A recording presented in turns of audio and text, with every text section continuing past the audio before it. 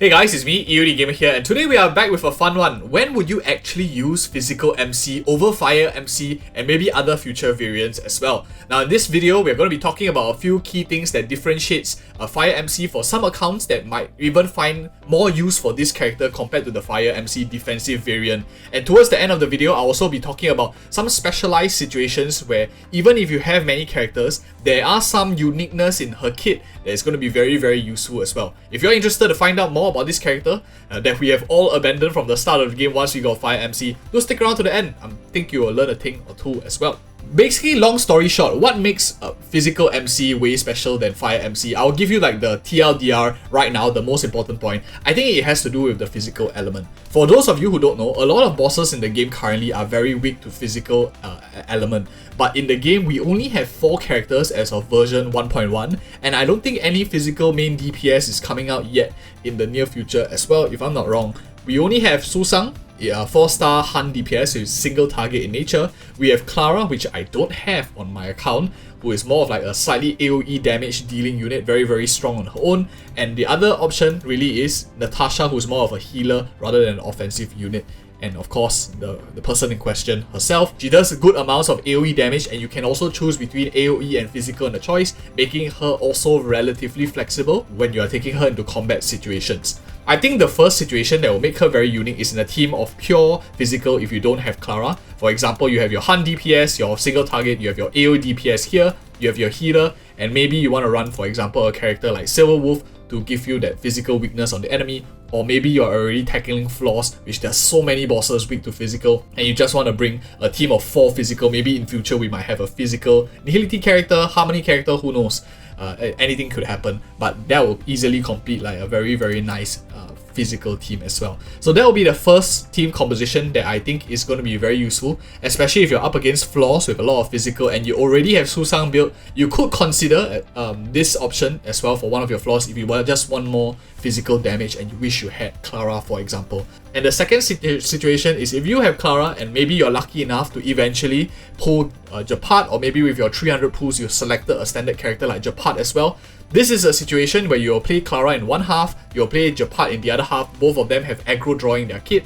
And this is a situation where you don't really have any place to put Fire MC. You don't really want to put Fire MC with Clara. You don't really want to put Fire MC with Japat as well. And you will find that she will probably be benched. And if you have a lot of resources in this character, for example, because you see a lot of tier lists that Fire MC is very strong, you leveled her all the way up to 80 and stuff like that, then you realize it doesn't really fit into your roster, especially when Clara and Japat are so well built. This, I think, will be the second situation where physical MC starts to outperform. You can put physical MC with a team together with Clara herself, and you will have nice aggro drawing in Clara. You have sustain, for example, if you wanted to run. You have good destruction DPS also, which can be single target as well. So for those of you who don't maybe like the chicken design, I really love it. But for some reason, some people I know don't like the chicken design for Susang. Maybe if you don't like to play her, you want to play, you really like Stell's design or Kayla's design, and form up your team very nicely. And the last slot could easily be a character like a buffer, so a Harmony light buffer, like maybe Tingyun. You can have Asta, you can have Bronya, you can have Yukong as well. All works pretty fine that slot. So that will be like situation number 2 for cases where Clara is around.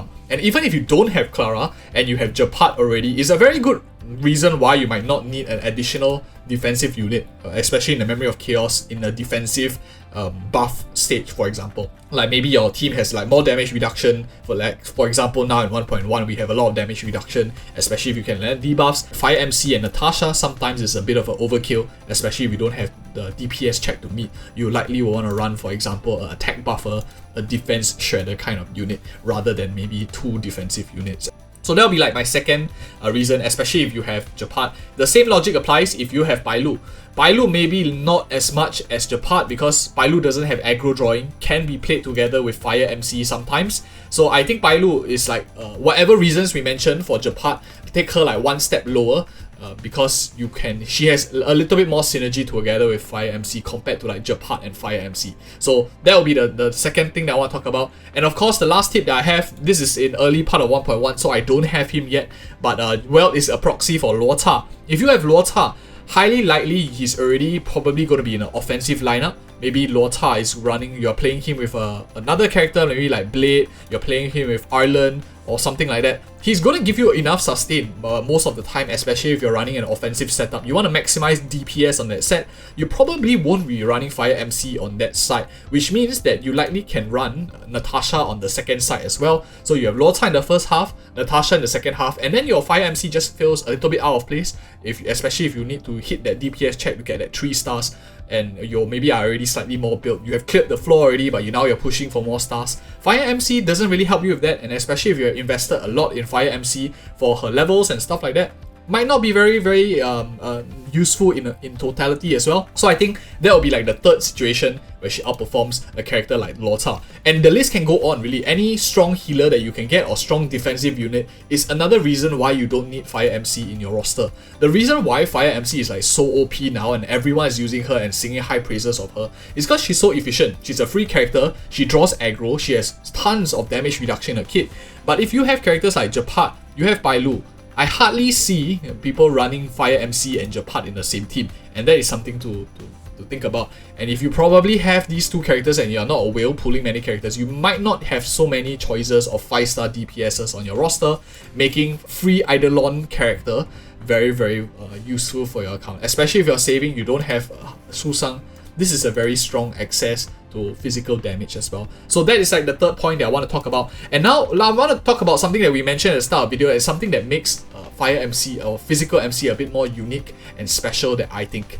The first and foremost, of course, is you are easily able to interchange between her kit together with any other DPS. For example, if I go to my Yenting here, whose relics are now currently like 15, I'm running a 4-piece Musketeer Wild Weed over here together with like just an attack link rope and as well as elemental bonus Planet Spear. But I could easily just remove everything right now and basically slap on the exact same gear, like this speed gear here. I have some crit damage, this one could be swapped out for crit rate if I wanted to, and just slap it onto my fire MC or my physical MC, and you will be pretty much good to go as long as you have like some destruction light cone available as well, and probably you'll be able to do quite a bit of damage on this character. So you don't even need to like refarm the entire set, because she can pretty much use what, for example, a lot of your other hunt DPSs are using, especially if you're just looking to switch the typing. So if you feel that you need physical, you are looking for Susang, and you find that you are really lacking that physical damage, consider this character, Physical MC, not to be slapped on, definitely.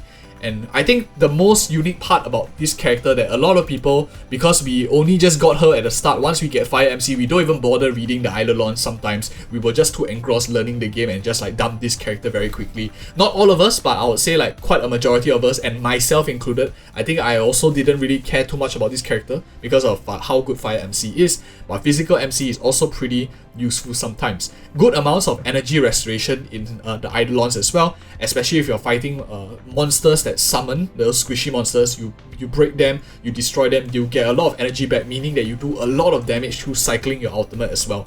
Not only that, she has also inbuilt sustain when you're attacking enemies with physical weakness, and if you're bringing her already, you can choose this, right? If you're bringing her into floors with a lot of physical weakness, you will always be getting this 5% attack based lifesteal. Very strong, is good amounts of healing as well. I think this also works with your ultimate ability as well. Any physical MC main, feel free to just jump in and correct me anytime you feel like adding in a point or two. You can also leave your comments below. I'm happy to read your thoughts too. I don't think I know everything in the game. I think a lot of it comes from community support, and that's why it's very nice to have a very supportive community like you guys too.